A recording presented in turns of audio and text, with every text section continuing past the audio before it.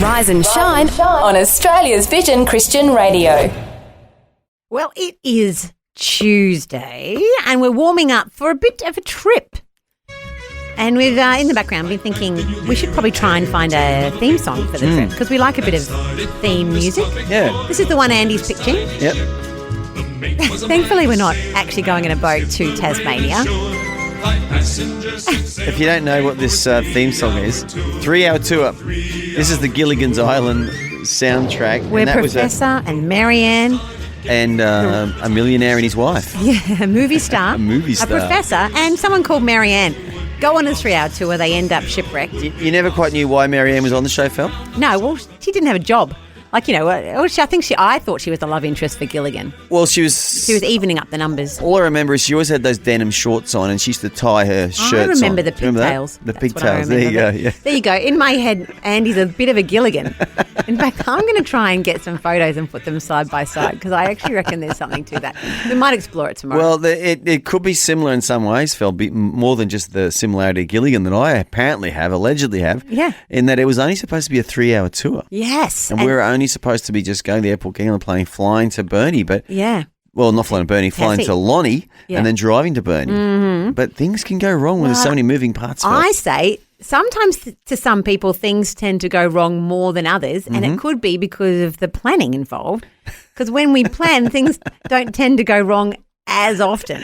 Okay. That's just my... Are you saying Gilligan didn't plan the trip well enough? I don't think it was Gilligan's fault. Well, in this case, it wasn't Gilligan's fault. It was just there was a storm that came out of nowhere. Yeah, but in real life, though, the Gilligan Andy version, it could be down to other factors.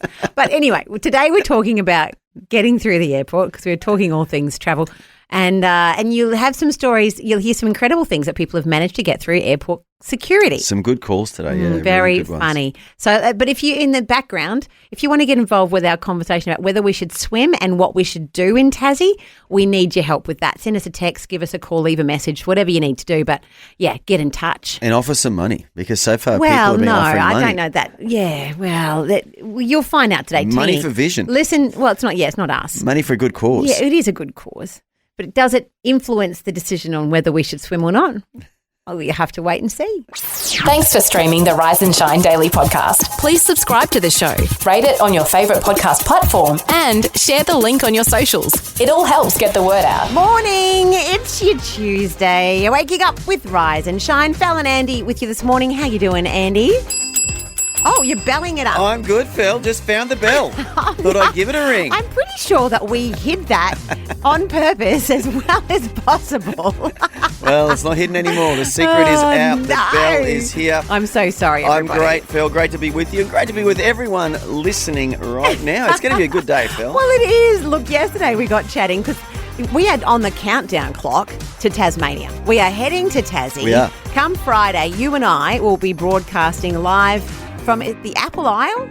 Is that what we call it? It used to be called the Apple Isle. God willing, we will be there, Fel. Well, God is willing. And there's a few moving parts for us to get there. Not many. What are you feeling? I guess we have been chatting, and maybe you can help us. Airport security is one of those moving parts. That's right. It's possible and Andy doesn't get through. I'm feeling very confident in my own ability to get through airport security. But the aeroplane may be diverted. We may have to go to Perth and stop there overnight. Who knows, Fel? That would be quite surprising from Queensland. Look, I've been around long enough to know, Fel, you can make all the plans you want in life, but sometimes things don't quite go according to plan. Well, I'm calling it. We will be in Tasmania on Friday morning. And then on Saturday, having a swim or not in Burnie. You get to have your say over on Facebook. There's a poll going, so we'll check in with that throughout the morning. I'm saying it needs to be overwhelming. Like, I need overwhelming yeses before I dip a toe in that water. Well, the numbers don't lie, Phil. I think it's overwhelming already as far as a percentage goes. Well, you jump over there. We'll check. It's still early days. I voted. Did you vote? Yeah, I did. You're not supposed to vote. Why not? Well, I feel like that's some sort of influencing. Conflict of interest, perhaps? I feel like it is. Come Saturday, we'll bring you up to date. There's a lot happening. It's very exciting. Rise and shine on Vision Christian Radio. Well, you're talking about when you almost fell from memory. Well done, you. That is true. Well, yesterday, so I thought I'll be honest and open about this because real life happens. Total vulnerability. I'm going to be very authentic with you this morning. There you go, The Phil. bell of Go for it. vulnerability. There you go. Okay. The bell of honesty. It's a bit like a counselling session, but with just some of my closest and dearest friends. Imagine being in a counselling session though where they gave you a timer. Okay, Phil, start now. Be honest now. Yeah, that's right. As long as there's a one at the end when you're getting bored. No, I'm sorry, I'm getting That's bored right, yeah. now. Okay, let's move along. Yesterday, I had a lot on, okay? So at the moment, just be on, I've got Bella in grade 12. Mm-hmm. So last week we were chatting to the school about all things applying for uni. Mm-hmm. Had to go to meetings and we talk about how that process plays out. Yep. So I've done that. Tick. Well done. Grade 10, though, you have to choose great subjects for grade 11 and 12. Josh is in grade 10 at the moment. Oh, is he only in grade 10? So The way you describe him, he sounds like this giant monster who's over 6 not feet. monster, but he is big. And I imagine him as grade 11. Yeah, or, well, you so he's would in grade think 10. actually looking Okay. at it. Be grade 10 going into grade 11. So we have to have these what they call set planning meetings so you can choose all your subjects. So that was going to be yesterday. And I thought a week apart, I could probably handle that. But yesterday ended up being quite busy. I had a lot of meetings and then Millie was home. So I was looking after her, made her some lunch.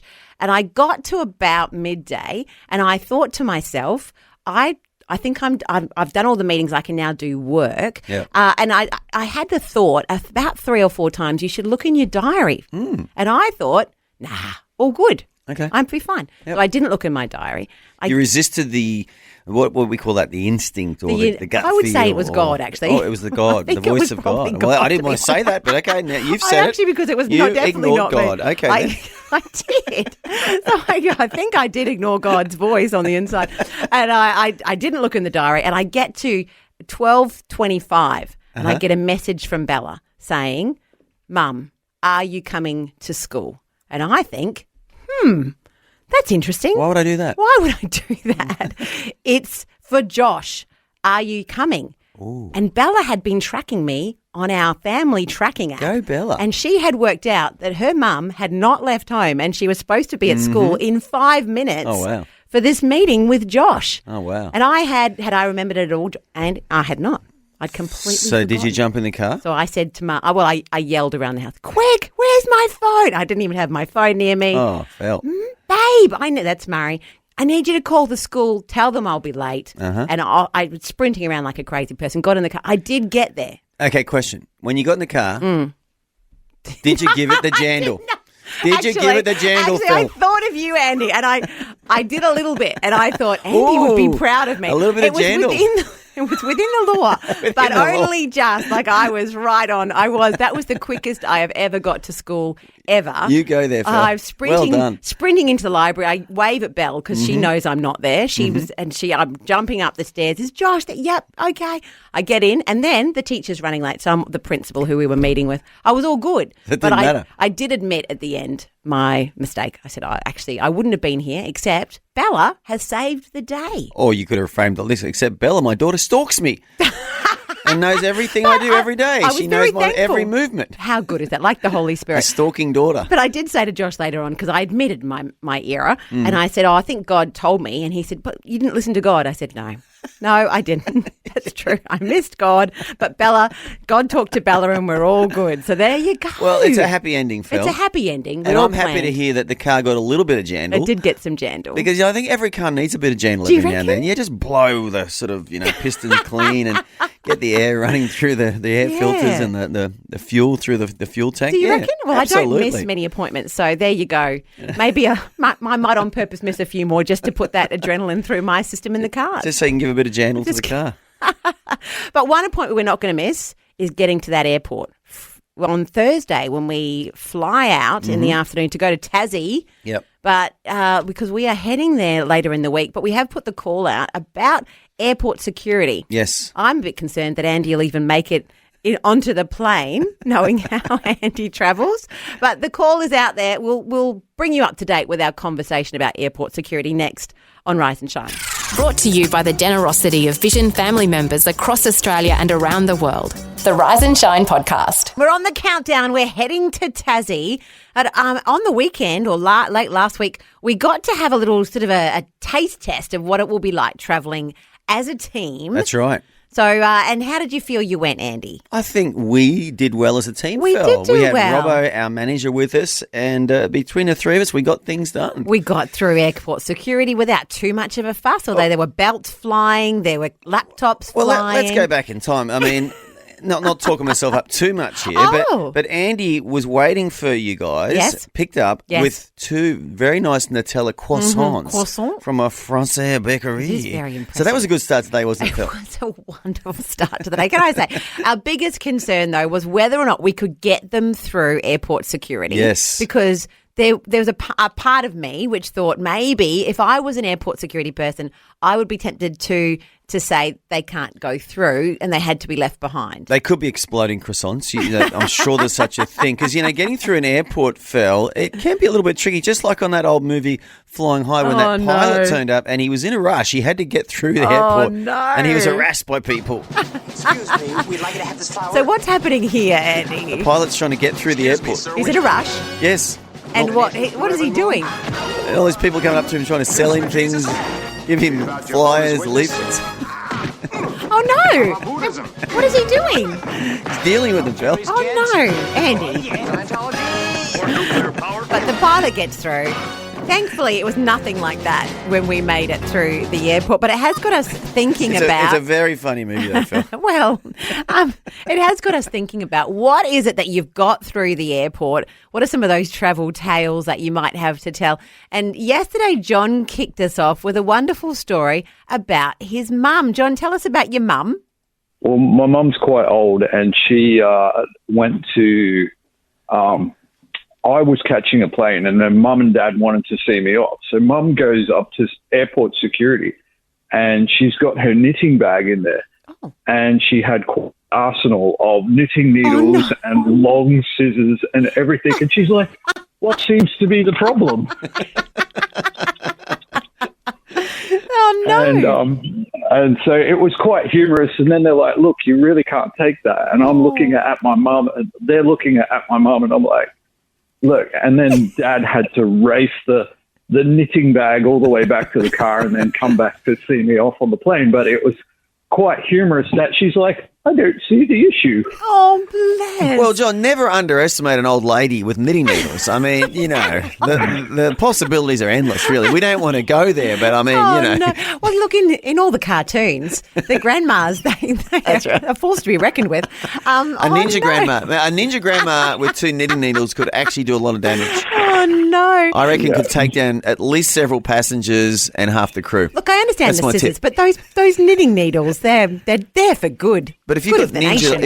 ninja-like skills, though, Phil, Do you I mean, reckon? you can do a lot with those. Yeah. Chopsticks then would be in a similar category. I mean, she wouldn't could they? probably open the door up in midair. The emergency exit door.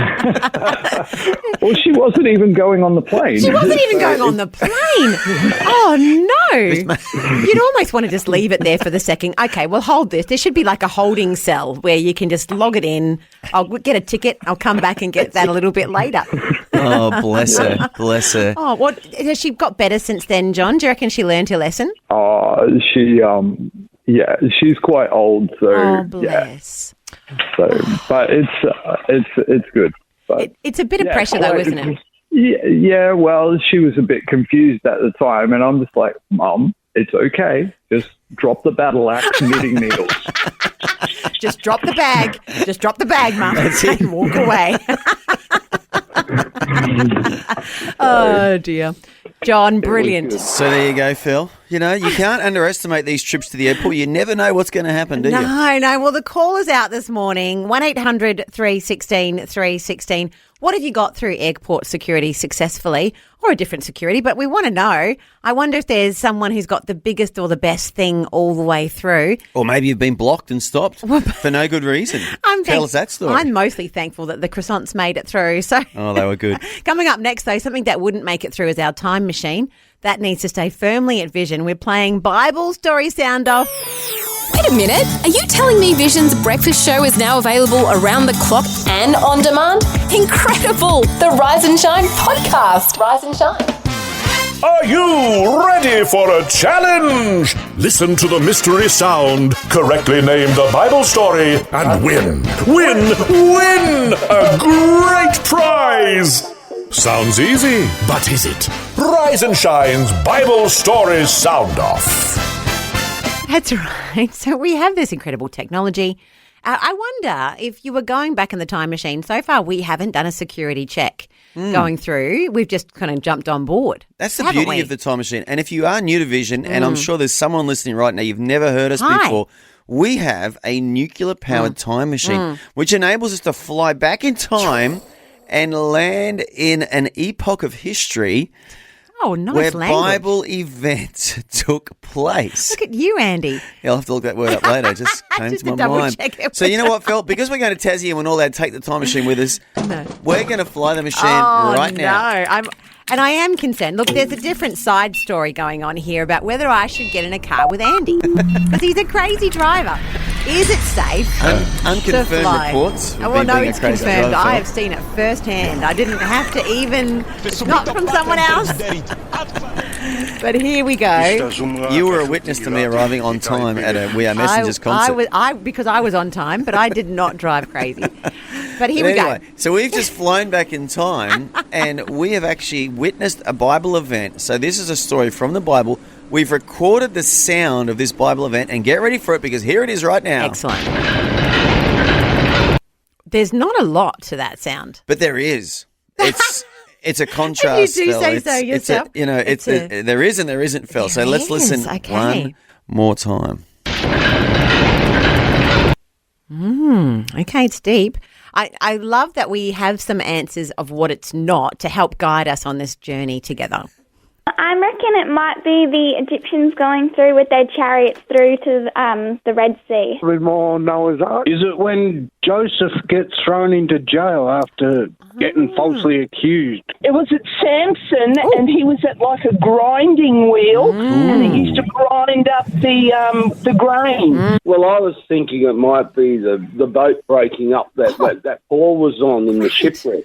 Very good. They're all very good answers. They all heard that sound at the end of the answer, though. Like a who's who of Bible stories right there. And don't you love that young girl at the beginning who gave the answer? Yes, we love our Abby. young Well listeners. done. If you're a young listener right now, give us a call. What do you think this sound might be? Oh,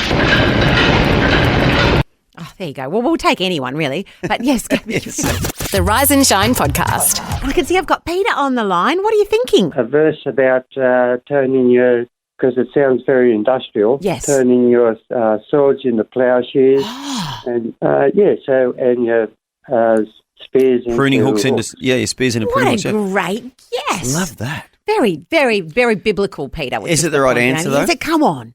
Oh, no. But, Peter, I'm very impressed. That was very good thinking. Okay. Thanks. Oh, so often these answers are better than I think perhaps the sound is. The tradition continues, Phil, that the answers are outstanding. They are very impressive. So the sound lives on, though. Tomorrow it will be back. Do we have any clues, Andy? Well, it's definitely the Old Testament. Okay, Have I said that before? I'm not sure. I'm saying it now. Okay, Old Testament, sort of half-ish the Bible, a bit more than half, really, but most of the stories live in the And it's a well-known story. Is it a well-known There's story? another guess. Oh, okay, another great. clue for you, I Okay, should say. thank you. That's sort of helpful. There you go. Well, it'll be back tomorrow. Have a think tonight, and we'll play tomorrow. Coming up next, though, we've put the call out. What have you got through airport security? Kaz is on the line and waiting by to tell her story. She's got something in bulk. Ooh. And the question is, could she get it all through security? Well, you'll have to wait and see. She's got a tale to tell, She has Phil. a tale to tell. We're caffeinated and ready to face the day. This is Rise and Shine on Vision. We've had a taste test of what it might be like travelling as a Vision team. It went fairly well. I think the most challenging part was airport security. Well, because you never know, Phil, what's going to happen We'd like you to have this flower. when you turn up at an airport. Andy. Yeah, well, you have a fair idea. This is a favourite clip of yours, Andy. Yeah, this is a man in a hurry. He's got to the airport. He needs to get through. And there's people in the way. Everyone's trying to give him a flower or a tract. And he's pushing Charity them around. group. He's trying to get through.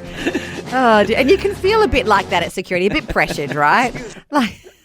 So So we've been asking the question, what have you got through airport security? Andy managed last time to bring through chocolate croissants. I have to ask if that's going to be on the menu again for me. Are you come requesting Thursday. it, Phil? I wouldn't mind a chocky croissant on It the is plate. a nice start to the day, It isn't was it? not bad, can I just say. I was a bit of a fan. Our French friends have this way of they somehow get the Nutella woven through the croissant. It's so nice. The best excitement of the trip was when they successfay made it through the machine and out the other side. Yes, because we ate it in the cafe, I didn't we? half expected it to be Confiscated. confiscated on the way for the good of the community. But 1-800-316-316, we've asked the question, what have you got through airport security? Kaz, what have you got through? I won tickets to see Jeremy Camp. Oh, yes. Right. So I went through the airport and went straight to the shops, and I couldn't find anything to buy. So I was like, I've got to buy something. Anyway, I goes in Woolies, and my Rexona deodorant was on special. So I bought like 10 cans. No, of aerosols. You must really like that stuff. Eh?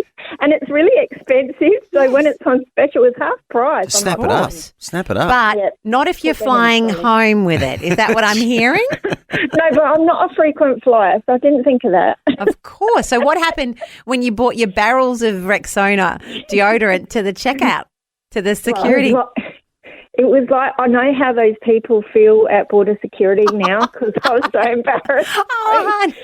The case went through, or my bag went through, then my handbag went through, and she said to me, you must have some sort of aerosols in your bag. And I'm like, the deodorant, I forgot about that. Anyway, it starts unloading the deodorant, and there's like 1, 2, 3, and everyone's looking at me. They're like, do you have a smelling problem? I would have called the feds. I would have been thinking, this girl's up to something. I'm waiting for an alarm to go off. Do, do, do, do. But there was 8 in the box, right? Wow. And then she goes to me, there must be some more. And I'm like, the ones in the handbag. How many did you have? 10. Wow. You're really stocked up. That is embarrassing. It's the embarrassment of it all, isn't it? Because everyone's looking and they're judging. I'm thinking you could have entered the cockpit with those 10 aerosols. That is a security risk. If you let them all off at the one time, we would have all been coughing and spluttering and... The lady was rolling her eyes at me, and I was like, note to self, don't ever buy deodorant when you go away. Did you say they're on sale? You would too. Because people were looking at me, and I'm like, they were on sale. It was a good deal, people. That's what they all say. That's what they all say. So what happened? Did they confiscate them, Kaz? What's the end of the They're story? in the bin. No, she let me through. She did not. What? She did. She let me through with the whole lot. I did not expect that. That is lax security, if you ask me. Yeah. You must I think it was pressure from other people thinking she got a bargain and let her go. But the bargain, people are going, that was a good. Well, how much was it? $2. Oh, well, you got to let that go. Maybe you got some of the Andy charm there, Kaz. Oh, maybe. I don't know. Or maybe they thought you might have an odour problem, and if they don't let you on with that, the whole plane could get stunk out. They were probably thinking of the other passengers. You want to hear the second one? What's the bigger issue, the smell or the deodorant? I know. There you go. There you go. So if you've got multiple deodorants, as long as you're charming, you're all good. Because that's how you play it, isn't it, Andy? Like, if we're going to be honest, you put on the Andy charm. Well, my youngest daughter nicknames me Randy, and she says it's the Randy charm. Yeah. Works every time. Well, it sounds like Kaz has a bit of that charm. Doesn't always work, but it does work sometimes. It's the daily podcast of your favourite Aussie breakfast show, Rise and Shine. We are going to Tasmania this weekend, so I thought I would have a look at the weather, Andy, so I can see how many puffer jackets I need to be packing. Well, it's funny you did that because I checked the Tasmanian weather this morning too, Phil. Did you? Mm-hmm. Well, if you were in Penguin, which is one of our beautiful vision towns in that northern part of Tasmania. I thought you said if you were a penguin. Okay, if you're in Penguin. If you're a penguin in Penguin, what would the weather be? You're listening a lot. The penguins will be listening, 87.6 FM. Top of the morning to your penguins. They're swimming around in the little ocean. The penguins have a nice layer of penguin fat, which keeps them warm. They don't need a insulates puffer. them. Yes, well, they do. I'm going to need puffer jackets, but 11.8 degrees seems like luxury in Penguin, but feels like 6. And I'm reckoning, do you think they should do the feels like based on what your body temperature normally is? Like I'm a Queenslander now, so should they update that? So for a Queenslander, it feels like -12. Like maybe that would be a better way for that to be. It's getting more complicated, Phil, that's for sure. I think if you add that layer of complexity to it, I think everyone's going to be confused. You should be able to put confused. in your state and it should work out what it's going to feel like for you. But there is a possible thunderstorm today. So that might be part of. So here we have put out on Facebook, should Fel and Andy swim as part of their trip to Tasmania later in the week? There is over on Rise and Shine on the Facebook page or the group, you can get involved with the poll there. I'm pushing that I need it to be substantially a yes before I even consider dipping a toe in the water. But with the thunderstorm, that could just be God saying not to do it. Because if there's a thunderstorm, we're not going in the water. No, we're going to be safe. Yes, we're going to be we safe. are going to be safe. So there you go. If God causes a thunderstorm, no, he doesn't do that. My sheep fat will probably attract the lightning too, so I'm definitely not running around the beach with my sheep fat on in the lightning And look, storm. if you haven't been updated, that's what Andy is planning to wear in the water to keep him warm. But have you got a verse for you there, Andy? I have, Phil. Now, do you remember what chapter of Jeremiah we've been in? No idea. I'm going to guess 7?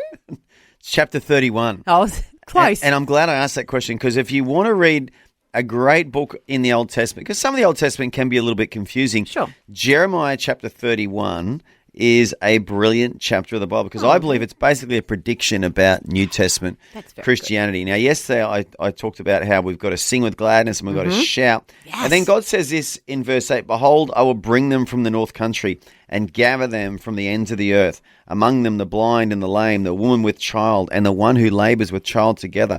A great throng of people shall return there." And I believe this is a picture of God gathering people into his kingdom, gathering people into his church from all around the world. Some of them are broken, some of them have got real challenges, and that is the Christian church, Phil, that God is constantly trying to reach people and say, hey, come into my house, come into my family through my son Jesus. And it's wonderful because you don't have to be perfect to come to God. Sometimes you can feel, I'm going to clean myself up, I'm going to just be good enough, and then maybe he'll accept. No, it's the exact opposite of that. He says, hey, come when you're not perfect because you can't on your own be good enough. And I will give you my righteousness, my right standing with God is what Jesus swaps with you, which is a pretty cool swap.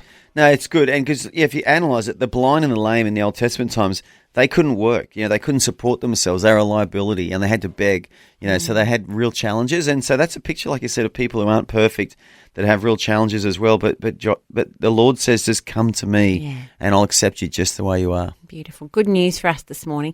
Coming up next is probably my favourite part of the Bible. So talking of the Bible, there's a verse in the Bible which actually is probably one of those verses that I think of regularly in my life. When I'm in a sticky situation, this is the verse that gets me through it. Are you going to let me read it out or are you going to read it out? Well, I don't know. You'll have to let Olivia sing. You found the podcast of Vision's breakfast show, Rise and Shine. Rise and Shine. Every morning we just take a few minutes to read the Bible together because honestly, that is one of the best things you can do. If you're going to add something to your day, 5 minutes just reading a chapter or some verses from the Bible, it feeds your spirit and puts your mind into the right space to go through your day. A verse a day will keep more than a doctor away, Phil. It will keep everything away that you don't want in your life. Certainly does help towards that, And we are reading Esther because that was popular opinion. We put out a poll and the most chosen book was Esther, so that's why we're here, but also it happens to be one of our favourite books of the Bible. It's definitely one of my favourites, and I know it's one of your favourites. And, I said this a couple of days ago, Phil, when we first started. The book of Esther is really interesting. It doesn't mention the name of God and it doesn't mention prayer. It doesn't say they prayed, but you can see God all through the book and you can see prayer all through the book. Now, I know this chapter contains your favourite verse in the whole Bible, but let's just paint the story here, Phil, or at least talk about the backdrop. The backdrop to this is there's a real challenge. The Jewish people are under threat, and the Bible says that Mordecai puts on sackcloth and ashes, and when Esther hears about this, she's also distressed. And everyone starts, the Bible says they fast. It says they fasted, but it doesn't actually say they prayed. I find that really interesting. It is interesting. And the backstory, even if we, just in case this is the first time you've ever heard it, Esther is the queen of the kingdom of Persia. And Persia is this massive empire. So you think from Ethiopia to Egypt, this huge area of land, including where the promised land is, that's sort of where Jerusalem is today, All of that's covered. And the king, thanks to a guy called Haman who suggested it and he's paid money towards it, has agreed and decreed that everyone who has Jewish descent will be killed about a year from the time that this story is now at here. Yeah. So that's why we see Mordecai, this is the Queen Esther's uncle, and he's in such distress because he knows this is a true and real threat. And sometimes you can read a story and think, oh, that's nice. No, just put yourself in that moment. They don't know the end of this story yet. So as you're reading, you're going to see in this chapter a lot of faith in the way that they talk and what's being said. Though Mordecai is sitting there in sackcloth and ashes, and it says he's actually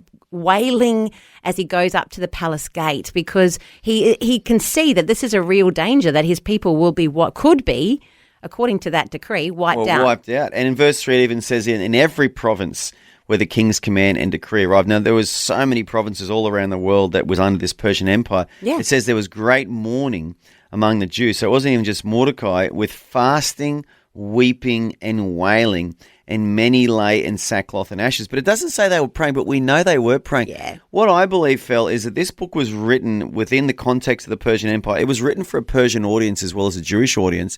And I believe Persians that would have read this would have been like, oh, wow, what does that mean when they fast and weep and wail? And I believe many of them would have gone to Jewish people and said, can you explain this to me? I think God had this book written in such a way that it drew unbelievers in who then would have asked them, what does this mean? And then the Jews would have said, well, actually, they were praying to our God. Definitely. And because they prayed to our God, God heard their prayers. And, of course, the story has a happy ending. That's what I read into it anyway. And at this point, it doesn't have a happy ending. We're at the point here where Mordecai comes, Esther's people see what's happening and they tell her, she says, and Mordecai gives one of her eunuchs who's waiting on Esther, Queen Esther, and everyone says, needs a eunuch, don't they? Yeah, Phil? well, I could come do in with someone handy. waiting on me. Housework. But it says here, give Esther a copy of the decree, and I want you to go to the king and beg mercy and plead for the people.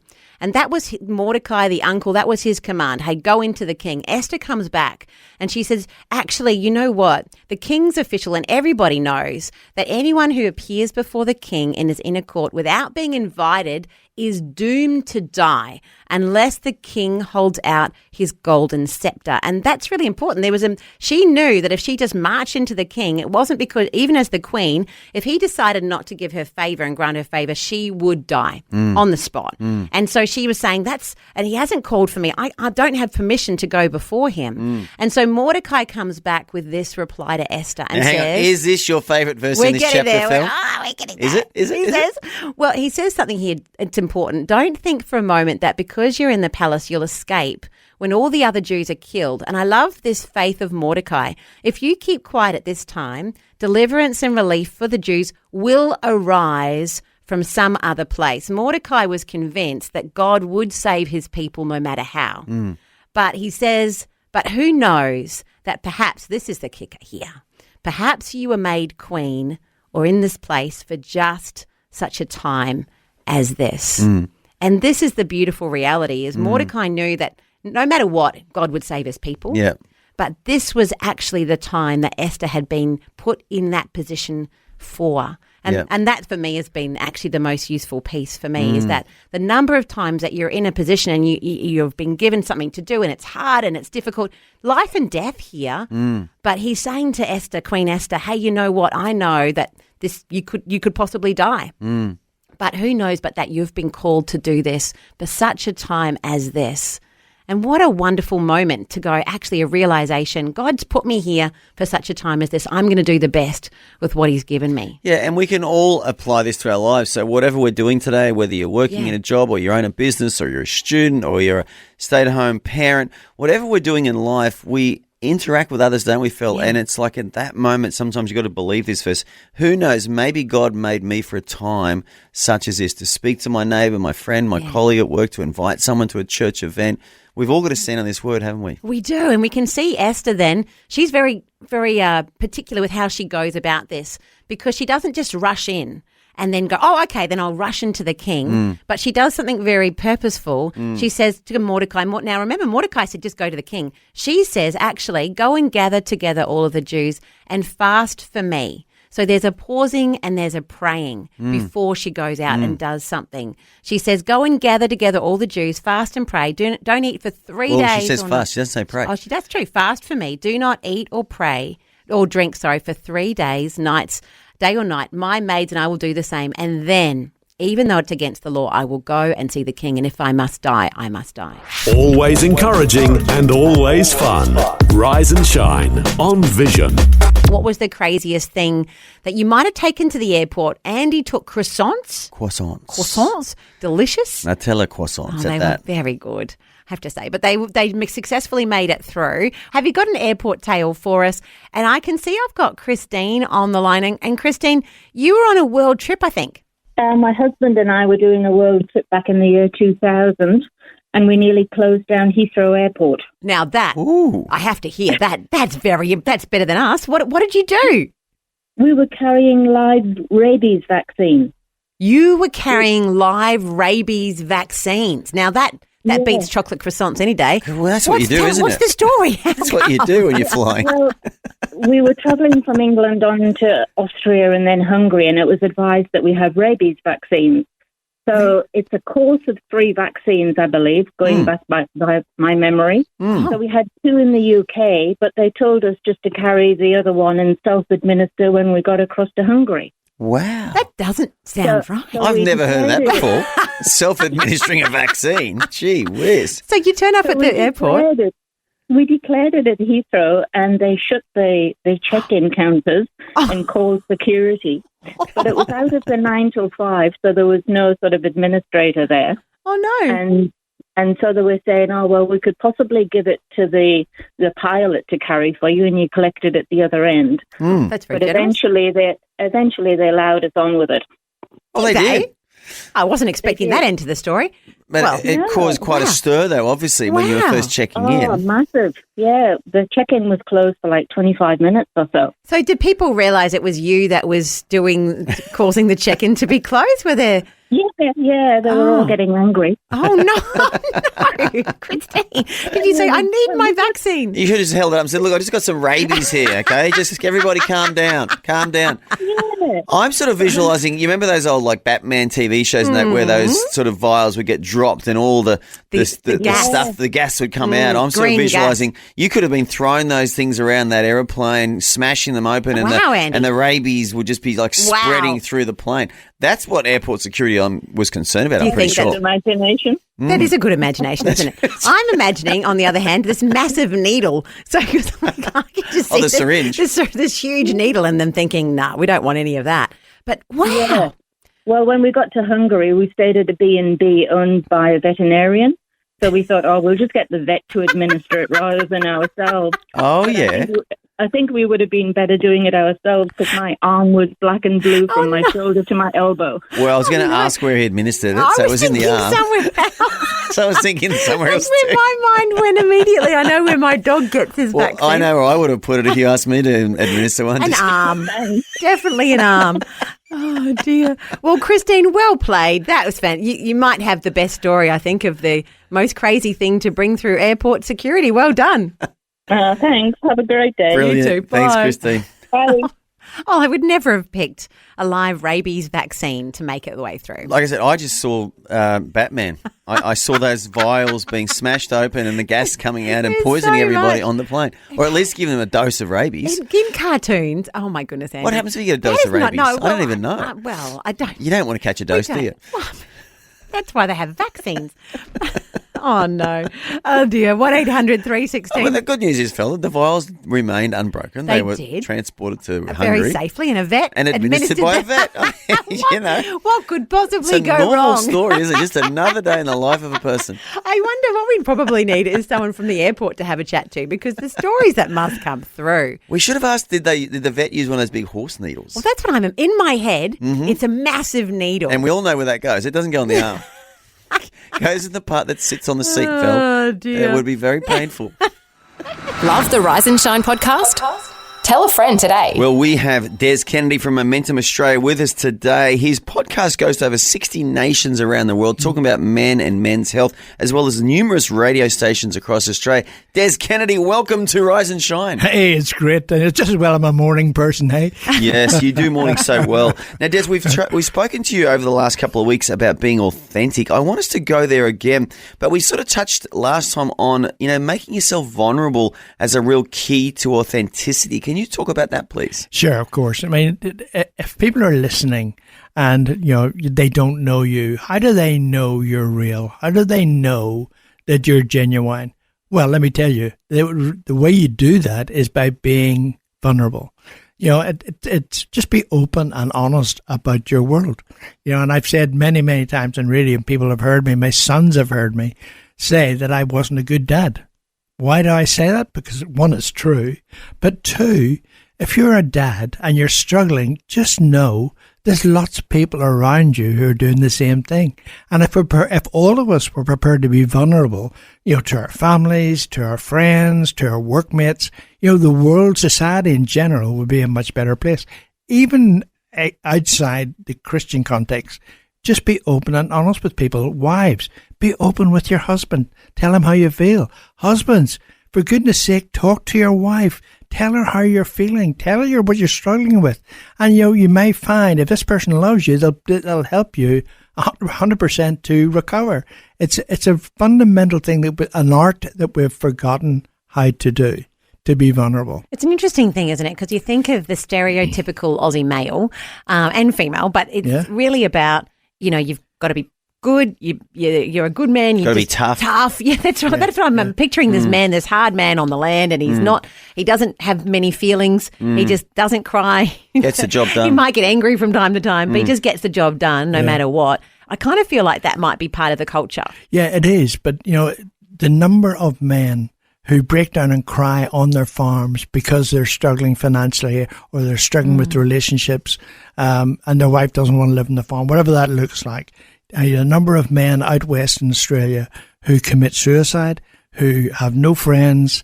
And so one of the things that we talk about in Momentum all the time is if you're doing life and you don't have somebody alongside you, a mate, a colleague, whatever, who you can be vulnerable with, do make that sort of friendship before you get into grief. Because when you do get into grief, mentally you'll not be in a position to actually make that friend. Yeah. And so you'll be struggling doing life on your own. And that's what leads to suicide. It's what leads to lots of things in society which are unhealthy. So, be vulnerable. And once you start being vulnerable and be open and honest, you'll be amazed at how much relief you get. You get peace of mind. What's that old saying? A problem halved is a problem shared is a problem halved. That's right. Yeah. And that's so true. Yeah. Well, Des, if someone's listening now and they're like, you know what, I'm not very vulnerable. I don't really talk about my feelings very much. What's the first step a man or a person can take to start to be more vulnerable, Des? What's some practical advice? Well, the first thing to do is find somebody that you believe you can trust. Find that person. It doesn't have to be in church. It could be a workmate. It could be anybody. Preferably, if you're a Christian, you find a Christian man with similar views as you. But you get alongside that, just say like kind of a coffee. Let's go and have a coffee. And then if you do that every week, I've got a few guys in Port Macquarie who I have coffee with regularly. Now, most times they don't talk about their world, but sometimes they do. And, and that's a sign that they're prepared to be vulnerable. But it takes effort.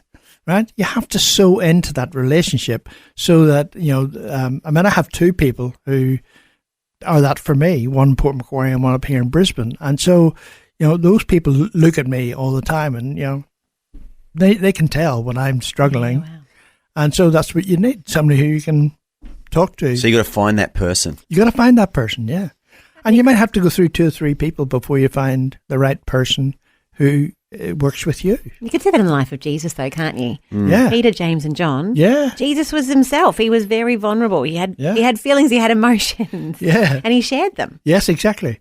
And it's so true. And men, you talk to a guy and you say, that whole thing about she'll be right, mate. It's steeped into society. But you just have to ask a few questions. If you've got this mate, and you ask him how he is, and he says, "I'm okay," and then you say, "Look, how are you really doing?" I can tell you're not your normal self. What's going on? And I do that with my friends too. There's a guy who lives in Brisbane, good friend of mine, and and I had to sow into his world, and by asking the second, the third, the fourth question, men will always say, "I'm okay." Everyone says that. Yeah, that's right. That's what they do. I'm fine. So you could say things like, what does okay mean for you? What does it mean that you're okay? What is the norm for you? You don't sound your normal self. Something's going on that I don't know about. Are you happy to talk about it? And you'd be amazed at how many, when you do that, how many men, women will open up and say, well, actually, this is happening. That's very good. Yeah. You're obviously a very good listener, Des, because you ask good questions and you take the time to listen. But I could listen to you all day, Des, just quietly. But I'm glad you got a podcast because I can. And if people want to find your podcast or your website, tell us how to do that, please. So our website is momentumaustralia.org. All our podcasts are all on there, all 200 and so many podcasts are all up there, all live and ready for you to listen to them. You can go to Spotify, you can go to Amazon, you can go to Apple. You can go Podcasts. to the Vision Christian Media free app. Exactly. He's on there as well. Give that a push, yeah. Yes. I mean, you guys do a great job with that app. I love it. I love the new Vision Worship. Yeah, I just so listen good, to isn't it it? all the time. It's really, really cool. But yeah, I mean, so we're on Spotify, we're on YouTube. We have short clips on YouTube and also our long play audio, and also on TikTok. Oh, there you go. You can go and see Des do some dancing. Des is That's what I everywhere. always think about when I'm seeing TikTok. But Des, thank you for coming in. It's been great to be here. Thank you for the invitation. Oh, we'll have to have Des back again soon. You just love the accent, Phil. Honestly. He I could do. read from the Time magazine and you'd still be mesmerised by him. Oh, Yeah. Des. Yep. Because there's a UCB, so we're part of the United Christian Broadcasting Network. Yep. And I've put it to the guys. It's just the times are a bit challenging, but I reckon we need a regular link with UCB in Ireland. That would be good. Because we've got contacts there, so I'm putting out the call. I need to be talking to people from Ireland more regularly. And we're believing God, Phil. I mean, I don't know about you. I've got a real heart for the UK. I want to see God move in Ireland and Scotland and Wales and England again. All those nations have had great moves of God in history. And like a lot of the world, they need a fresh move of God. So it would be great to partner with that, wouldn't it? Yeah, it would be. So there you go. Putting the call out. If you're Irish, join with us. We did try launching a Vision Irish stream. And look, the feedback was good. It was good. It did launch, but only for a couple of hours. It had momentum. On April Fool's Day, but we could become a regular thing. I'm still pushing it. Phil Edwards, if you're listening, our CEO, I think it's a good idea. Let's revisit it's got it. legs. Let's put it back on the table. Just the right mix of things to inspire and things to make you smile. Rise and shine on Vision. But Andy, you keep saying a little phrase that has me concerned, and that is because when I travel, things seem to go well. Like I plan it, there's an itinerary. I haven't, it seems to work. I'm getting the feel that things haven't always worked so well for you. Well, yeah, I mean, everyone who's done mission trips has got their stories, Phil. I've got a couple as well. So I've been to a lot of different parts of the world on missions trips. And sometimes when you go on missions trips, things don't play out the way you think they will. I suppose. And so I remember one time I was in Congo with a friend of mine. We were there for about 2 weeks. And Congo is a hard place. Like it's a very... there's a lot of challenges there, let's just say that. Yes, it's not what you call a safe country. No, I mean, I yeah, think there's sure. been a little bit of fighting there recently. And you really do pick up the vibe when you're there. And not just the vibe, but listening to the locals, that it's not a safe place. Yeah, and that right. even the military and the police and even the UN who were there are not really protecting anyone. And there's like gangs who run different parts of the Congo. There's a lot of resources there that are dug out of the ground by hand often. And it's a nasty place. Sure. So we're in Congo for 2 weeks. And my friend and I, we're believing God the whole time. We're in faith. We're preaching. We're doing our thing. But we're kind of both thinking, geez, it's going to be nice when we get out of here because it just didn't feel good. Yeah, it didn't cool. feel safe. And, we're doing everything we could just to believe God for our safety. But so you're counting down like, okay, we're leaving tomorrow. And we're getting excited. We're leaving tomorrow. But we didn't verbalize it too much because we've both been around, Anyway, so the day of the departure, Phil, we just have to get a lift and we got to drive across the border into Rwanda because the airport we came in on was actually in Rwanda. So we landed in Rwanda, drove across the border into Congo. Sure. So all we had to do was drive across the border from Congo to Rwanda and catch our little plane back to the capital of Rwanda and then fly back to Uganda, which is where we started the journey. So we started driving just to get across that border. And on the way across, it was so simple on, 2 weeks prior to this. It was just like, show your passport, show your visa. Yep, good on you. Get in there, have fun. Well, this time they stopped us at the border.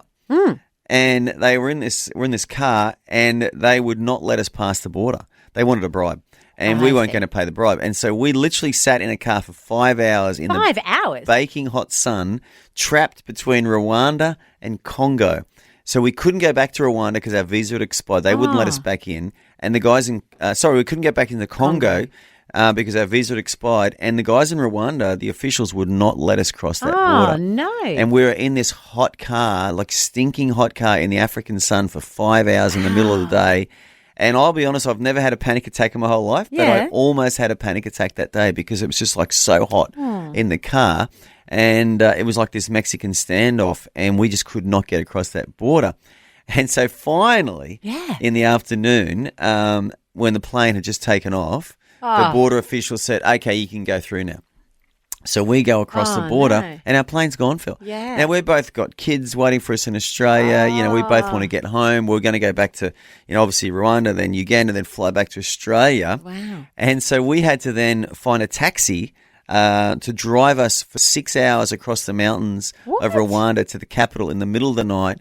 And I speak about 3 words in Swahili and about 10 words in French, as you know, enough to order a French croissant with Nutella in it. And that's all I know. And this taxi driver could not speak a word of English. Oh, no. So we're driving. Were you sure where you were going then? Well, our friend sort of told him where we're going. But I've been around long enough to know too, Phil. Sometimes, when you get a taxi in a foreign country, they can accidentally take you to somewhere else where they... You're in the middle of nowhere. It's right in a taxi. Across the mountains. In the dark. And it's just like so many times on that mountain trail. There's no street lights on these mountain roads. There's just dudes standing there with AK-47s. There's just people, it was just like it wasn't safe. So anyway, so that's my story, Phil. So, But we got there. Well, we got there, thank God. We got to Rwanda, to the capital, and we checked into a hotel at 3 in the morning or something, slept for a few hours, got our plane the next day. But all I'm saying is, Phil, I'm not saying this is going to happen to us, but, I've just learned I think it's hard that when you say, we're going to do this and this and this, and it even says this in the Bible, don't boast about tomorrow because you don't really know what's going to happen tomorrow. So, I've just learned, that's just one of many stories. So many times when I've thought something was going to happen on a missions trip, it doesn't often play out the way I think it's going to. But I'm going to say it will be fine because we have good planning, we've got good practice, we will be fine. Yeah, we will. Yeah, we will be in Tassie later in the week, and I don't think we're going to need a taxi to get us there. So, but that's my airport story, Phil. We didn't even get to the airport. We got in the taxi instead for 5 or might have been 6 hours. It was a bit like in the end of The Sound of Music when they have to go over the, over the mountains to get away. It was sounds pretty a bit hairy. like that, but they were on foot, so. That's right. They were walking across those mountains, yeah. But thank God, we got there safely, and thank God that taxi driver stayed on that main road the whole time. Because I've heard stories where they'll deviate off the main road and say they got to go somewhere, and it doesn't end well. So, praise God for protected us. Yeah, the protection of God. That's what will be happening. And we head to Tassie later in the week. Hey, you know what we need to do is have a chat to Teeny, Mayor Teeny from Burnie, who's invited us. We just need to make sure we've got all these details in check. And I think she's just getting out of her water for a swim. So we'll try and grab her, and we'll have her on the other side of the news, which is coming up soon.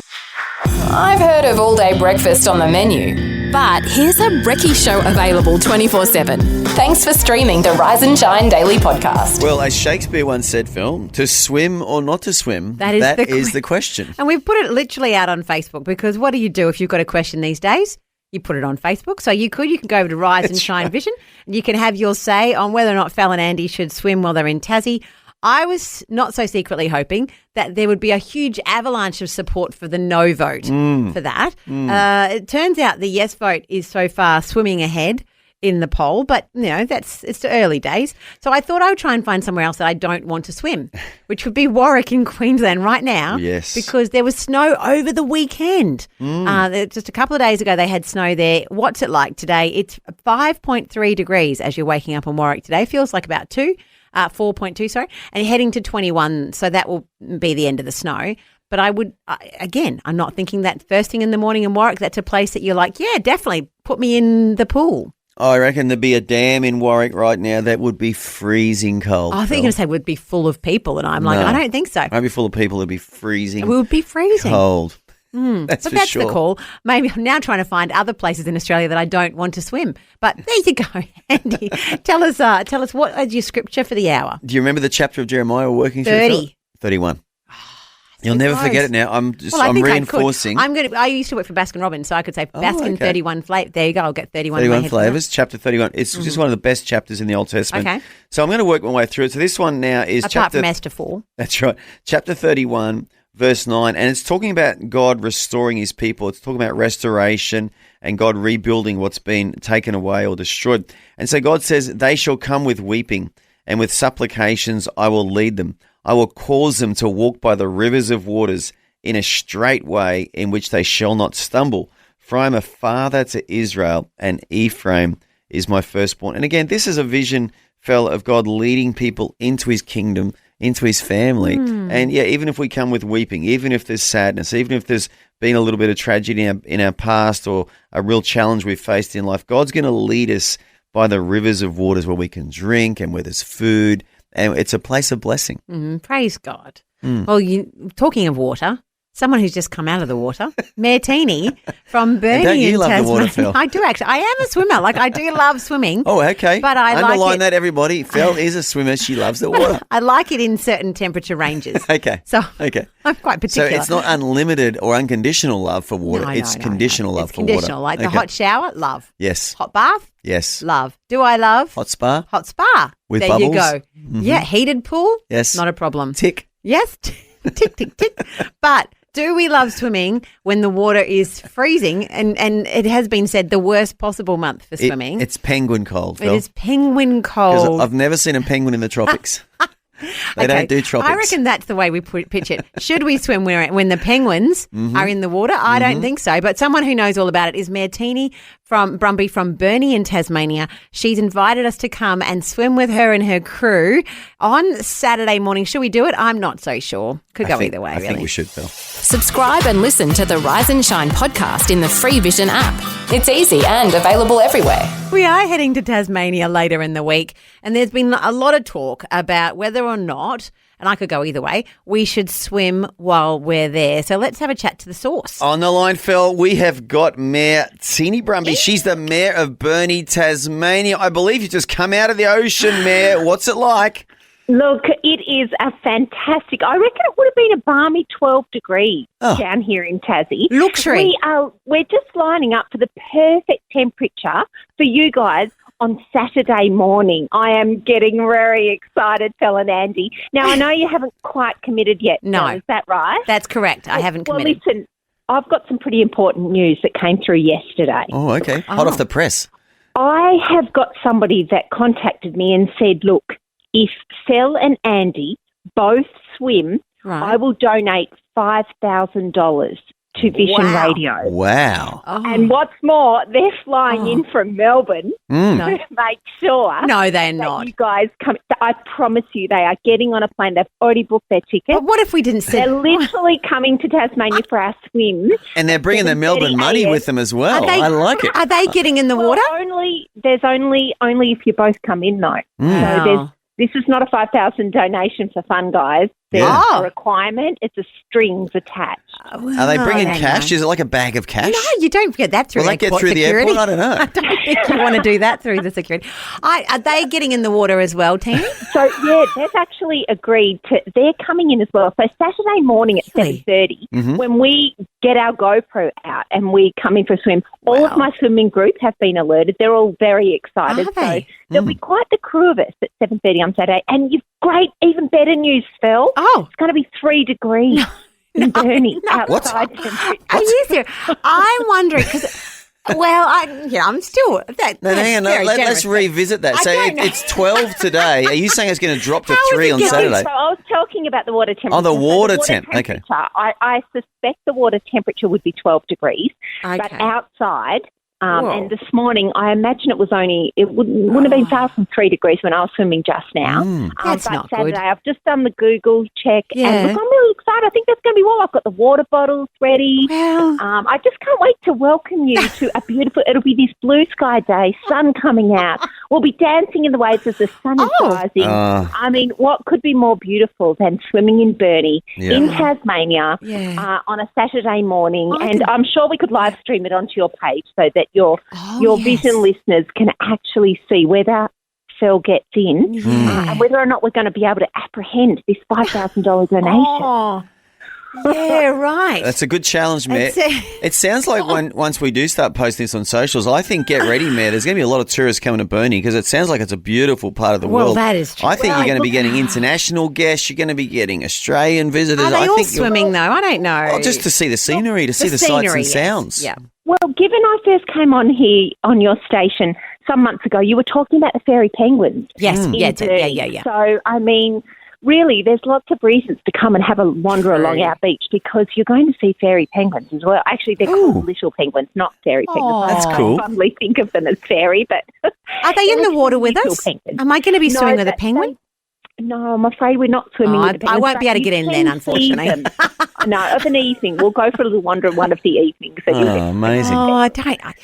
Yeah, look, there's a lot of pressure. I'm thankfully Let's call it for the me. $5,000 challenge, Well, Fel. I don't give in to pressure very Ooh, easily. Fel, she's not going to cave. For the greater good, Phil, for the greater good. And I've even borrowed some wetsuit gloves for you, Phil. Oh, there you go. I mean, I'm getting you mostly set up. Andy's just going to have to tough it out, but I have got. Oh, that is kind. I got the sheep fat. I'm rubbing the sheep lanolin into my body. That's what's going to keep me warm. It's going to keep you away from the sea. We're thinking the marine life is going to be drawn to Andy suddenly. Well, dear. We're getting very excited back here in Burnie. We can't wait to host you guys on Friday morning. We get to go live to air. Yes. Doing Vision Radio live here in Burnie. We're really excited about it. So can't wait. And then Friday night, of course, 7 o'clock at Lighthouse. We're encouraging the churches along the coast to come on out and come meet Fel and Andy. Yeah. At 7 o'clock on Friday. Now, just repeat the name of the venue on Friday night. The Lighthouse Church, is it? Lifehouse. Lifehouse Church. Yeah. Love in it. Burnie. So just do a Google. You'll find us 7 o'clock and we'll be there ready to welcome those coming to meet you guys. And I can't wait. I'm going to turn the microphone on you. I'm going to be interviewing you. Have you got some tough questions lined up, Teeny? Oh, you bet I have. Really? I mean, get ready, guys. Okay. Oh, yeah. I'm like this journalist waiting to happen. You're like the current affair journalist. Like they're really. Teeny, this sounds like a boot camp for Fel this weekend with you. It sounds like you're going to put her through her paces. Absolutely, yes. And I'm not complaining. I think it's good for all of us to be put through our paces every now and then, you know? Well, Andy's he's out of our comfort excited. zone. But, well, look, you have now there's money on the table for Vision. That's a lot of money. It's a whole different kettle of fish. I can't believe that someone's actually bought a ticket to come. From memory, Fel, it's $10,000 to get Vision broadcast into an Australian town for a whole year, a small country town. So this is half a town, Fel. We're literally going to pay for half of a new town to get Vision broadcast for the next 12 months. The pressure's just gone up, Phil. I'd wonder what your mum is going to say. Well, Mum said no. And Christine, if you're out there. Mum said no. But, Phil, there's probably a little old lady in that town right now just praying, God, please, can we have Vision in this town? Oh, no. God, she's got sackcloth and ashes on, Phil. She's fasting. She's praying. She's saying, God, can we please have Vision in our little town? Is the prayer going to be answered, Phil? I don't know. Well, you'll have to wait and see. You can jump on, though. I bet, Teeny, you've already gone on and voted, have you, on our little poll? I have already voted this morning, yes. I saw that pop up in my feed and I thought, well, we must put a yes to that. But, hey, Phil, who knows? Saturday, we might have just the most perfect, epic waves. For the first time this morning, I took the boogie boards out. Oh, wow. Wow. Can you surf there? I can't believe you're in there long enough to bodyboard. Oh, well, I normally we don't generally have huge waves here in Burnie, but today we had a great swell, so I thought, I'll chuck the boogie boards in just in case. Oh, well, you got me interested now. I was now. out there with a couple of friends. We're having a great time. So if there's any waves on... morning, we might include boogie boards as well. What about surfboards? Can people actually surf there? Oh, yeah. Oh, okay. Yeah. Can you line that up? If there's any swell, just Andy wants a surfboard to borrow on Saturday morning as well. Andy in third I'll catch a wave. My husband's already got that sorted, don't you worry. Love he said Andy loves to surf. I'll actually bring a wetsuit for that reason then. I will bring a wetty now. I am really hoping you do bring a wetty. That'll be helpful. Sheep fat and wetty, I won't even know it's cold. Oh, well, look, if it's going to help, I'll put it under the wetsuit, so whatever it takes. But we'll have to see. Teeny, thank you. We're so thankful that you're having us, and we are excited. And I haven't decided what I'm going to do, but appreciate... No pressure, Phil. There's a bit of pressure. I'm just thinking about that little old lady in that little town right now, praying for Vision. Praying for that signal. Oh, dear. We'll see you later in the week. Thank you, Teeny. Great. Can't wait to see you soon. Bye. Bye. Brought to you by the generosity of Vision family members across Australia and around the world. The Rise and Shine podcast. And a reminder that they are up for the People's Choice Awards. If you head over to peopleschoice.com.au. You can find out all about the Christian artists who are up for nomination, and you're able to vote for your favourite, which is pretty exciting. Well, they're the biggest Christian band in the world right now, Phil. Well, I mean, you have to think they've got a bit of an advantage. They're massive. We have put the call out about airports. Have you got anything strange through security? We'll be heading together and with Noah, our social media guy. In fact, we need to get Noah and have a bit of a chat to him about how he's feeling about the Tasmanian trip as well. We do. So we'll grab him at some point in the next couple of days, but we're heading to Tassie. The call is out there. What have you got through airport security? 1-800-316-316, the number to jump on in with the conversation. And I can see, Abigail, you're sitting here on the line. You're going to dob in your mother-in-law? Yeah, so my mother-in-law is from Kenya, and she decided when we were going down to visit my family in Tasmania, so I'm from Adelaide, so we're going through the domestic airport, and she decided to bring her chapati frying pan through the security airport. Oh, okay. How do they feel about that? It's like a big lump of steel, and they were like, they pulled her over, they're like, what's in your bag? And they confiscated her rolling pin. She confiscated the frying pan. The frying pan, no problem with that. Well, but I get the rolling pin. I mean, you could do a lot of damage with that. Oh, could you though? Yeah, if you wanted to, I'm sure. The frying pan, you don't reckon a massive frying pan? No, that doesn't look like a problem. The pan and the rolling pin together, I mean, that's almost like, ancient Roman weapons right there. That's the shield and the sword. Oh, no. So they let the pot through and they just confiscated the rolling pin? Yeah, and it's not even like what you're imagining. It's just like a big, flat lump of steel. And it was like, I was so surprised I got it through. That is a weapon if ever I saw one. That's right. So was she very upset about the rolling pin being confiscated? She wasn't very happy, but she was like praying that they wouldn't confiscate the chapati pan because she's come all the way from Kenya. So, her faith prevailed then. She got it through. She was all good. Oh, Abigail, brilliant. We might not put that on our list either, I think. We'll leave the pans at home. Pots and pans. And rolling pins. I'm not bringing a rolling pin, that's for sure. Thanks, Abigail. Thanks, guys. Oh, there we go. No pots and pans. I wasn't planning on taking one, but just in case you're wondering, don't take them through. Oh, actually, you can get it through. You can get a pot, but you can't get a rolling pin through security. So Allegedly. Mm-hmm. I don't know. She might just have been. She might have had some charm. I don't think I would make it through. I reckon they would stop me just quietly. Well, I'm just putting myself in her shoes. I guess if she put it in her main luggage, it would have probably added a few kilos of weight to her bag. That was her dilemma. Well, I think either way they weigh it. I've been weighed my hand luggage so many times. Yeah. Yeah, you say that. I can honestly say to you, maybe once in my life, and that was when I was going through customs on an international flight. Just before you get to customs, there was a little set of scales and someone weighed my bag there. Other than that... Oh, no, they're weighing it every single time I seem to do a domestic flight. They're weighing I don't let them, Phil. It's my personal bag. Well, you have to. No, it's like, don't touch my bag. Like you will not get on the plane, Sarah, unless... I don't know how you're getting away without it, but I have been traveling with, like, say, the girls. I think recently I did with one of the girls, and I've been so concerned I put on puffer jacket. Like, I'm like, okay, guys, we need to put some more clothes on here. Not that many, because in the end I'll just pay the extra, whatever it is. But yes, no, every time. So there you go. Wonder if we will on the way to Tassie. Maybe, maybe not. No pots and pans, though. We'll see how we go, Phil. Well, look, we also won't take a toaster, which is coming up next, beating the toaster. Oh, yeah. We'll have to play Beat the Toaster without the toaster when we head there, I think. Wait a minute. Are you telling me Vision's breakfast show is now available around the clock and on demand?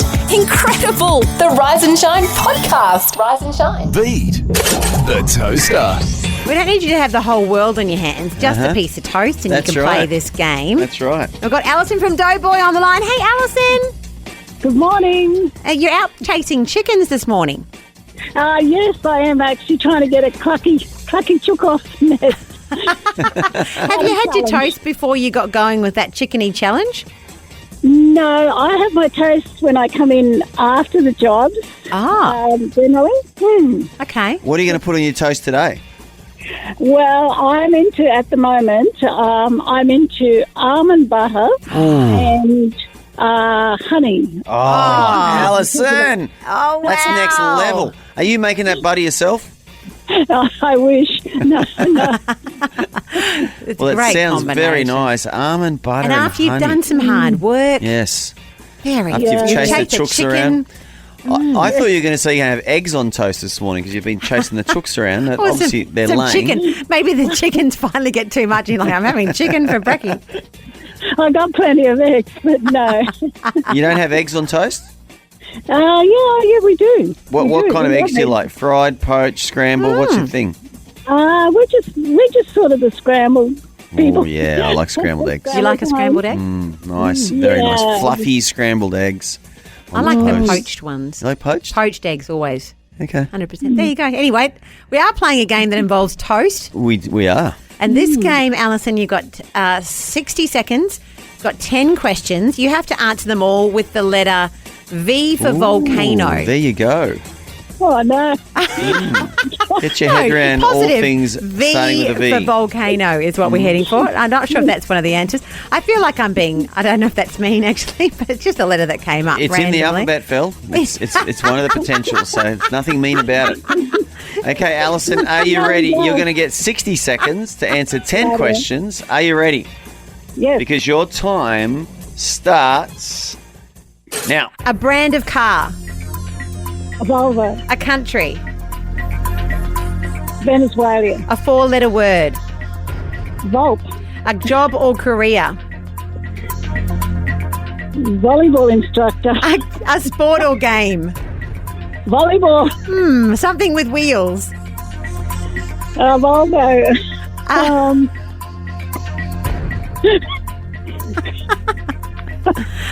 Should we keep moving? 7. A household item. Pass. A type of food. Pass. Oh, no. A mathematical term. Oh, pass. A boy's name. That one. Vivian. 6. Something with wheels or a household item. Oh, you were doing so well. It was just, once you get one, it's difficult. Something with wheels, we had here a van or a V8 supercar we would have taken. There you go. A household item, a vacuum cleaner, veggie peeler, a vase or a vase, depending on where you are. A type of food, veal, veggies, vinegar. And a mathematical term, a vortex or a volume or a variable. That was a bit hard. I'm going to call that was a bit tricky. I think but you did very well. I think fell 3 under the proverbial bus today, Alison. The V. No, you said it was fair. It's one of the letters. Tough. No, well, it's in the alphabet. It wasn't me. It wasn't like you pulled out some ancient Hebrew word or something letter, but it was tough though. It was tough. Oh, Alison, you did so well. We'll have to get you back with an easier letter another day. Okay, that was fun. Yeah, you had fun. Okay, considering I tried, to memorize A. See, that's not fair, is it? And then we give you one at the exact opposite end of the alphabet. A lot of Volvos in your answers. Have you got a Volvo out of interest? And volleyball.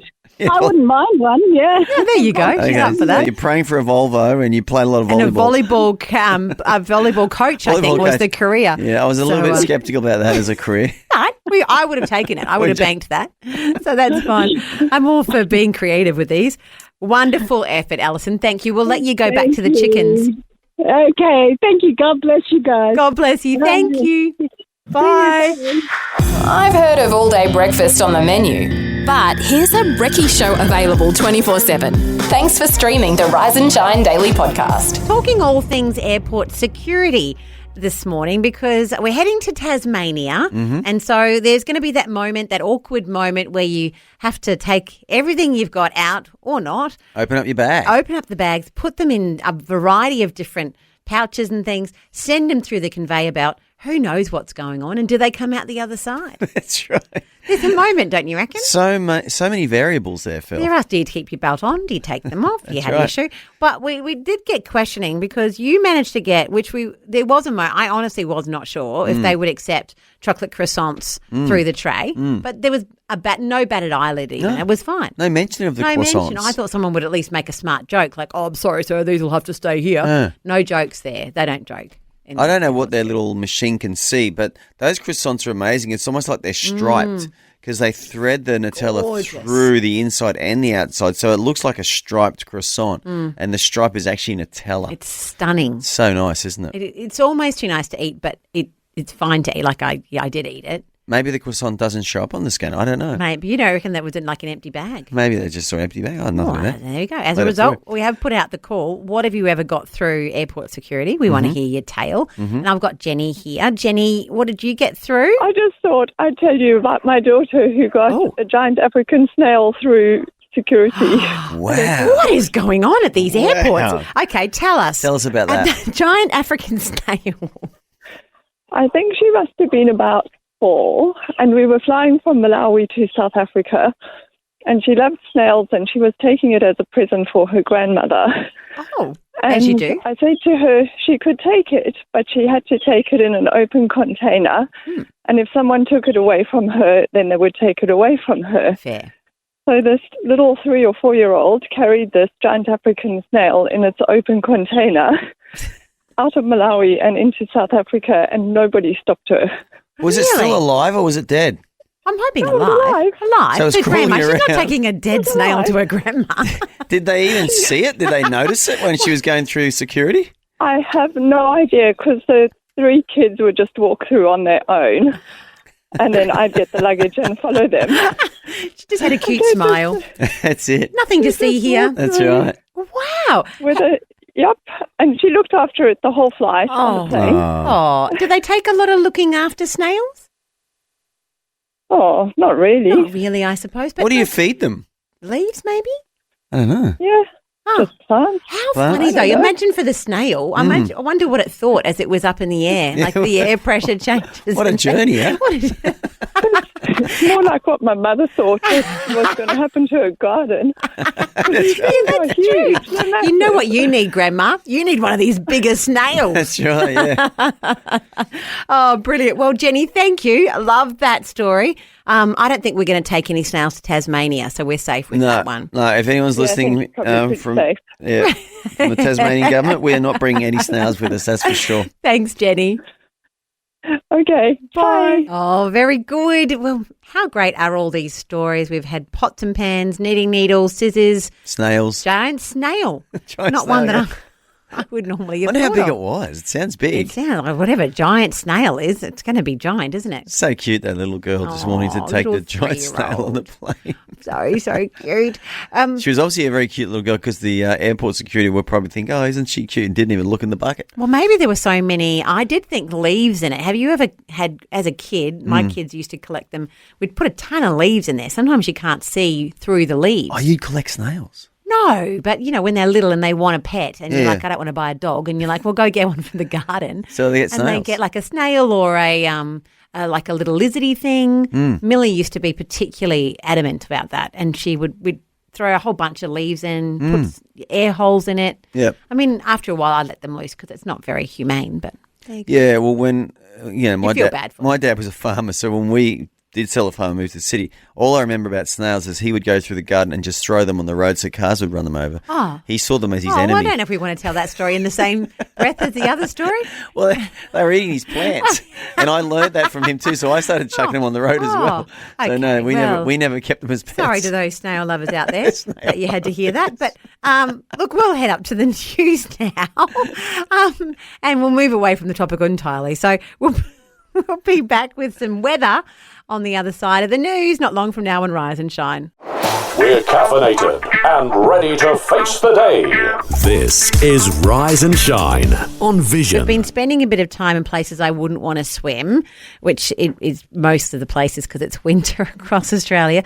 So I thought I would have a look. Perth. Would I swim in Perth today? So if you're in Perth, have a look out the window, see whether you think you would swim, because Tasmania is probably colder than you. But let's have a look. It's about 10 degrees right now, heading to 18 during the day. So later on in the day, 18 degrees. That's not pretty too nice. bad. Yeah. I still don't swim in winter at 18 degrees, so if we're going to be I can't visualise it, no, Phil. I can't see you doing that. Because the water's cold in Perth, isn't it? It is chilly. Well, yeah, it has been my experience of winter, and there's going to be some rain this afternoon. There you go. Also another good reason not to swim. But Unless it's an indoor heated pool. well, again, hot water, not a problem. Showers, spas, all of that. The reason we're talking about it is because we're heading to Tasmania, and there is a call out there. In fact, there's now even been money put forward. How much, Phil? What's the latest? Well, there's another. We have got a message through. There may be another $1,000 being donated if Well, we're there is both another willing. $1,000. Oh. It's on the table. If we're willing to swim, and which it makes a total of $6,000. So if Fel and I both have a dip in the Bass Strait on a Saturday morning with Martini, two different individuals now are going to contribute $6,000 in total to Vision. That's pretty good, Fel. And look, we had put it out on Facebook that you could have your say. Like it's a pretty simple poll, yes or no. And look, I was appreciating all the no people who were saying, no, don't do that. And there's a couple on there. But then I'm also seeing notes now, well, you have to because, only because now that it's money for Vision. So there does seem like there's a turning of the tide. People are putting the hammer down, are they, Phil? So anyway, have your say throughout the day. Have your say. Phil may or may not listen to what you say. That's right. I'm not promising to listen to what was being. You just go and have your say. But have your say, and then we all decide whether we agree. That is how I like to do it, actually. Happy to listen to the have a say, and then I'll decide whatever I was going to do anyway. But no, let us know. Okay. Well, I'm still in Jeremiah chapter what, Phil? 31. Yeah, I knew you'd nail it, and you will know it off by heart now. Well, and I hope everyone else does as well, because it is a great chapter in the Bible. So I'm just going to go to verse 10 now. Hear the word of the Lord, O nations, and declare it in the isles afar off. And say, he who scattered Israel will gather him and keep him as a shepherd does his flock. And again, this great visual of God just gathering people from nations, from islands, all over the world to himself. It's cool, isn't it? That's turn of phrase from the isles afar off. Yeah. We're that. Well, we're the afar off. Tasmania. Well, that's about as far away from Israel as you can get. That is the even more of the isle that's afar off. But it's literally that verse is, hey, we're drawing you into God's kingdom. And isn't that exciting? It's a good verse. Good promise. You know, what is wonderful, you can see God, when you see God, he has a promise, and we see so many in the Bible: healing, salvation, restoration, peace. You can see them at work in your life. For the last week or so, we've been bringing you some updates from Forrest Frank. He was in a skateboard incident and an accident. Yes. I think it's because in F1, that's one of the phrases they use. There was a racing incident. So in our house, that's what we say all the time. It's an incident. There's been an incident. Something happened and he broke his back or fractured his back. Nasty. He's been laid up in bed writing songs. It's been the use of God through that. And you can see God working, but his faith in that moment has been incredible.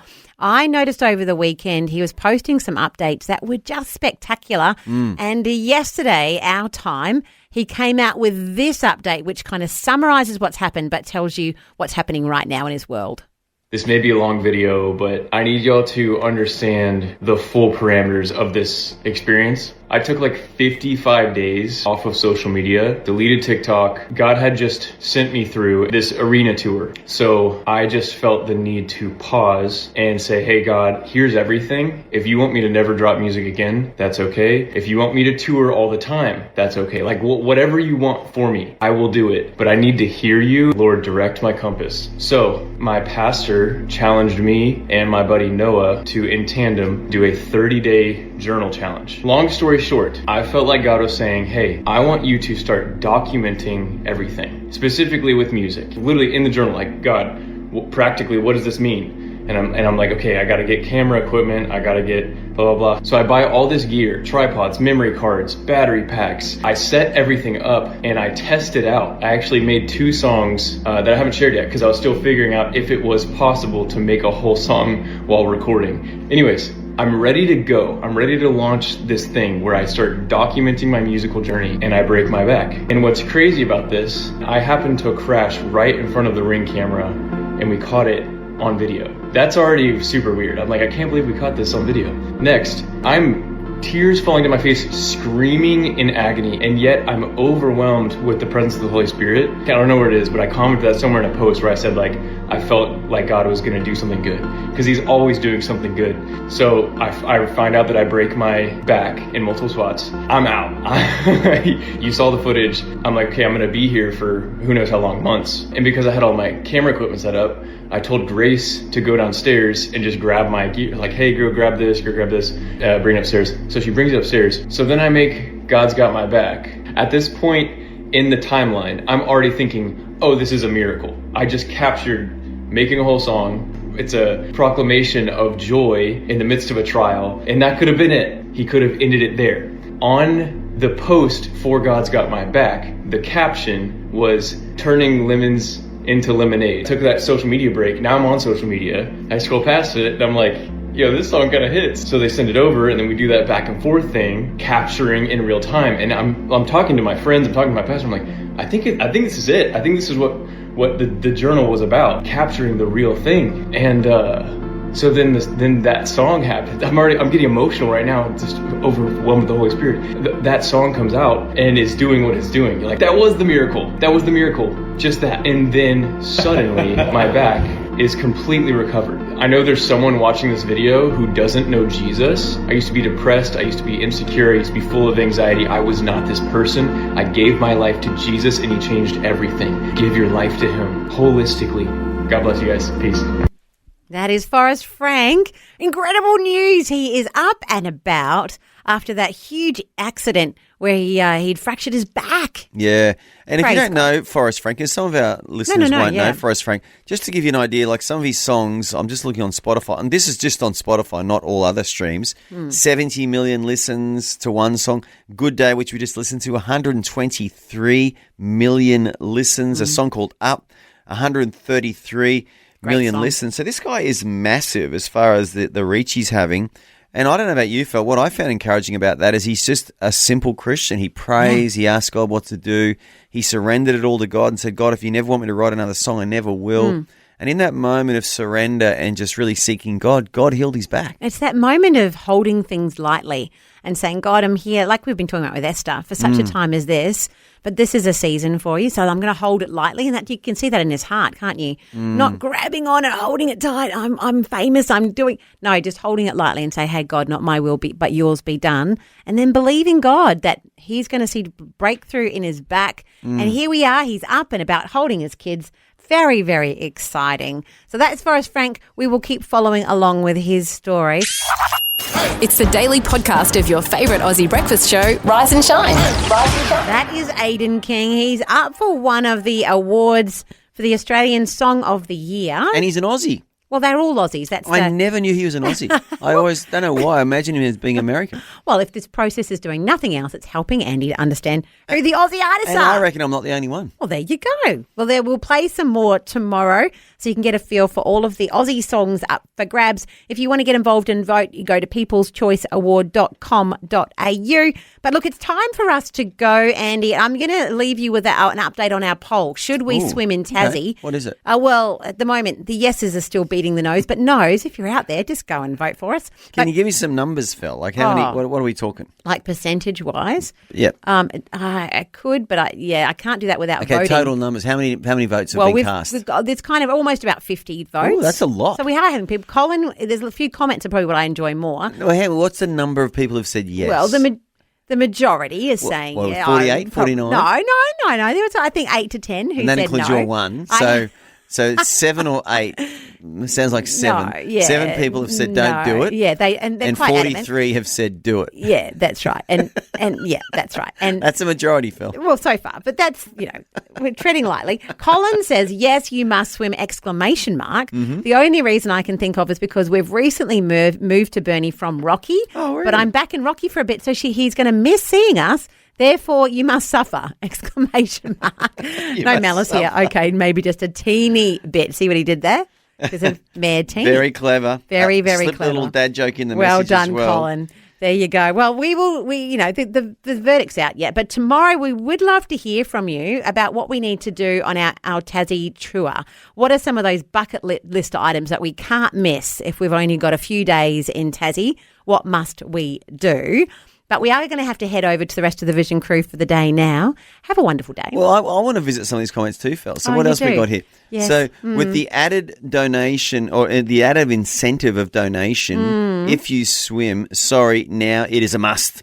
That's from Anne. Oh, thanks, Anne. Debbie's also showing some love here towards Andy. Andy can, but I wouldn't, Fel. I love the beach. Oh, but it's freezing thank you. here in South Australia, so can't imagine how cold Tassie would be. Yes. Love to you both. So there's some love from Debbie there, not for Thank Andy, you, actually. Debbie. Yeah, thanks, Debbie. Michelle Love has you said, too. yes, do the swim, but don't go out too far. Don't go out too far. Thank you, Michelle. There is concern for safety, that's and real I think care there. I That's real appreciate that. She's like, you can go in, freezing there. but- Just not out past the horizon, please. Just come back now. Okay, that's far enough. That's how I feel when I look at my kids out the back, and I'm like, how far out are you girls? Come back in.